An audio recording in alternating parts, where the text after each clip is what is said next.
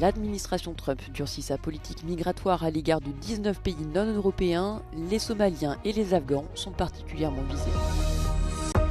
Si l'Europe veut déclencher une guerre contre la Russie, Moscou est prête à déclarer le président russe Vladimir Poutine à la veille des pourparlers de paix avec des responsables américains. Invité de notre émission quotidienne Europe Today, le commissaire à la défense Andrius Kubilius estime que l'Europe doit élaborer son plan de paix pour l'Ukraine au lieu d'attendre les initiatives américaines.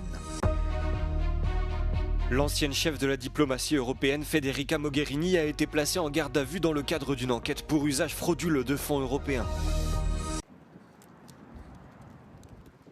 Invoquant des préoccupations liées à la sécurité nationale des États-Unis, l'administration Trump annonce interdire toute entrée sur le territoire aux citoyens de 19 pays non européens et suspendre tout traitement des cartes vertes et des demandes de nationalité des ressortissants de ces pays. Donald Trump vise très explicitement les citoyens de nationalité afghane et somalienne. Le président avait déjà annoncé son intention de durcir sa politique à l'égard de ce qu'il a qualifié de pays du tiers-monde, après l'attaque jeudi dernier de 2 membres de la garde nationale à Washington, dont le principal suspect est un ressortissant afghan. Ce mardi, Donald Trump s'en est également violemment pris aux citoyens somaliens, estimant leur pays pourri et assimilant les migrants à des déchets. I don't want them in our country, I'll be honest with you, okay? Somebody would say, oh, that's not politically correct. I don't care. I don't want them in our country. Their country's no good for a reason. Their country stinks, and we don't want them in our country. I could say that about other countries too. Donald Trump cible particulièrement la plus grande communauté somalienne des États-Unis au Minnesota. Selon la justice locale, plus d'1 milliard de dollars y auraient été détournés au profit de services sociaux fictifs par des Américains d'origine somalienne. La Somalie est l'un des pays les plus pauvres du monde et nombre de migrants arrivés aux États-Unis dans les années 90 ont fui la guerre civile ravageant le pays.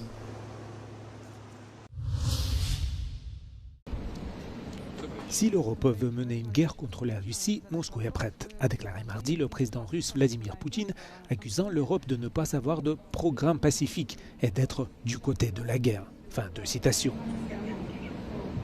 Мы не собираемся воевать с Европой, я уже об этом 100 раз сказал. Но если Европа вдруг захочет с нами воевать и начнет, мы готовы прямо сейчас. Poutine a accusé l'Europe de saboter les efforts de paix menés par les États-Unis pour mettre fin à la guerre en Ukraine, réitérant une fois de plus la position du Kremlin, ne négocier qu'avec l'administration américaine en lui faisant miroiter des avantages économiques et de ne pas admettre les dirigeants européens à la table des négociations. Ces commentaires sont intervenus avant des consultations avec une délégation américaine au Kremlin. Poutine a également déclaré que les exigences européennes concernant la fin de l'évasion totale de l'Ukraine par la Russie sont inacceptables pour Moscou et que les gouvernements européens vivent dans l'illusion de pouvoir infliger une défaite stratégique à la Russie.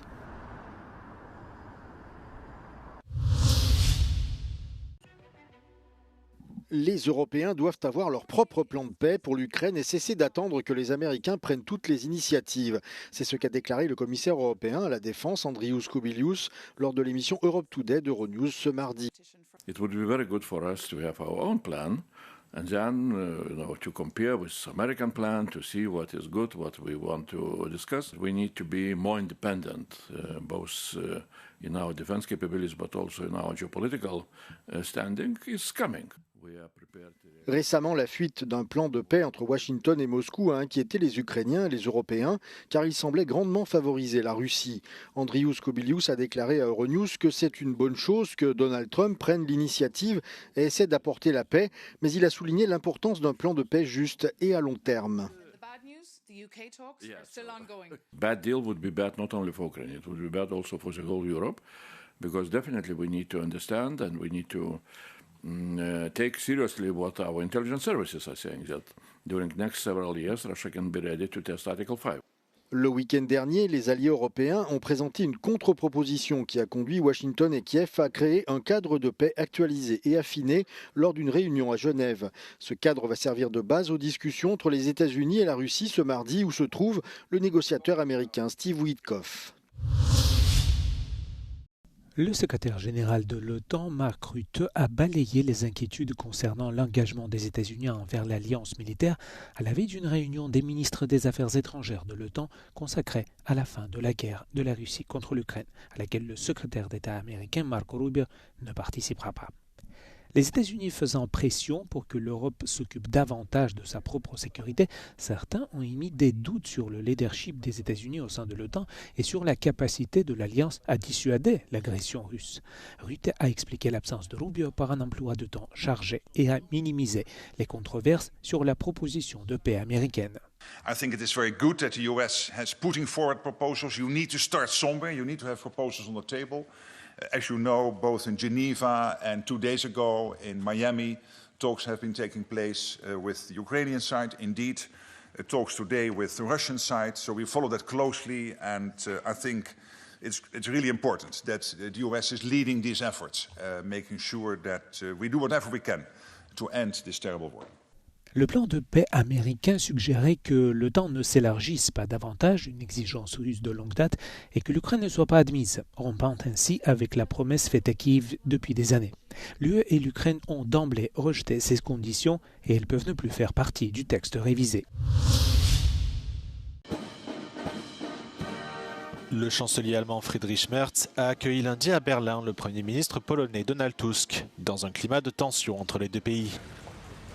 Cette rencontre intervient alors que Varsovie cherche à décourager les provocations de Moscou, après plusieurs incursions de drones russes dans l'espace aérien polonais.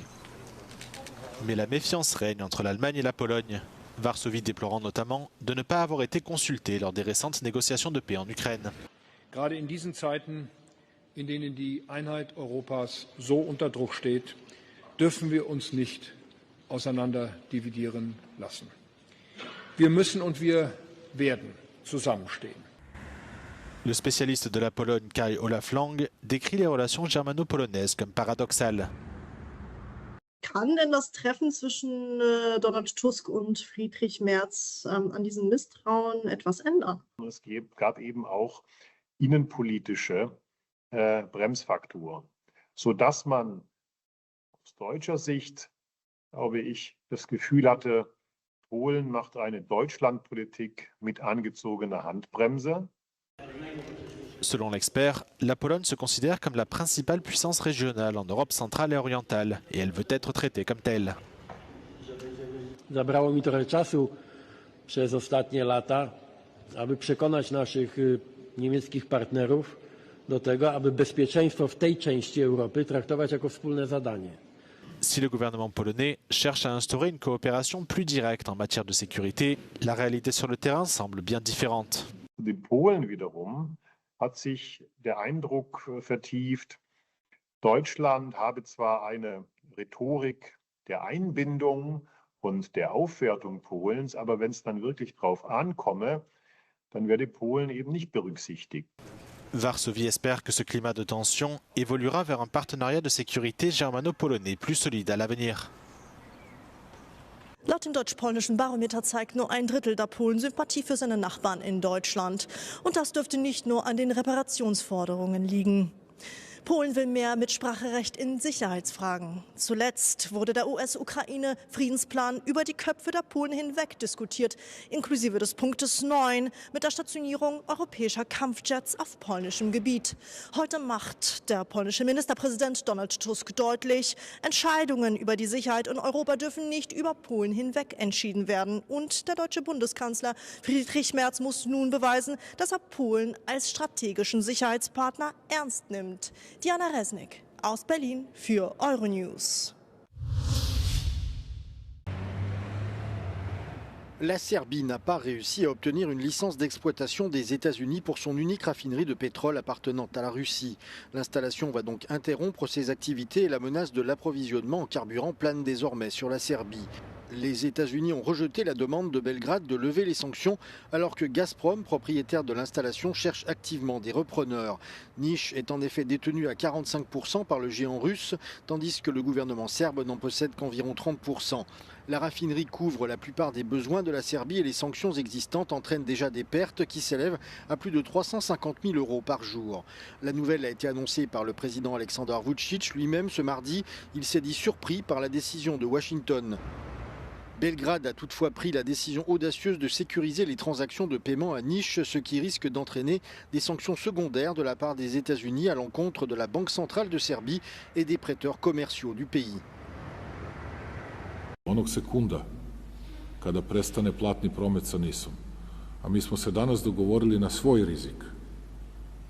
Na rizik Republike Srbije. Na rizik da nam i centralna banka bude pod sankcijama. Na rizik da nam i banke poslovne budu pod sankcijama, da do kraja nedelje obezbedimo platni promet.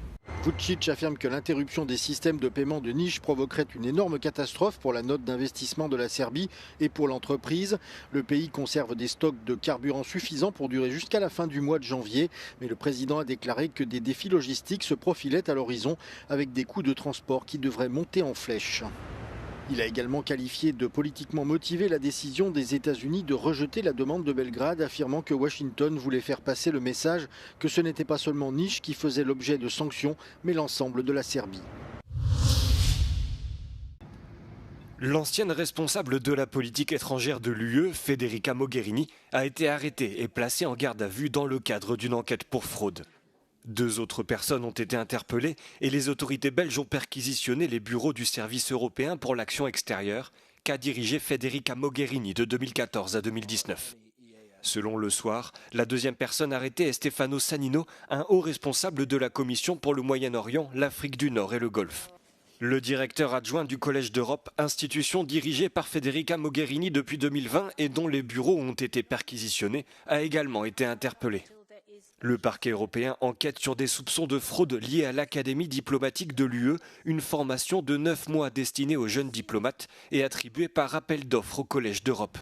L'enquête vise à déterminer si le Service européen pour l'action extérieure a enfreint les règles en partageant des informations avec le Collège avant l'attribution du projet.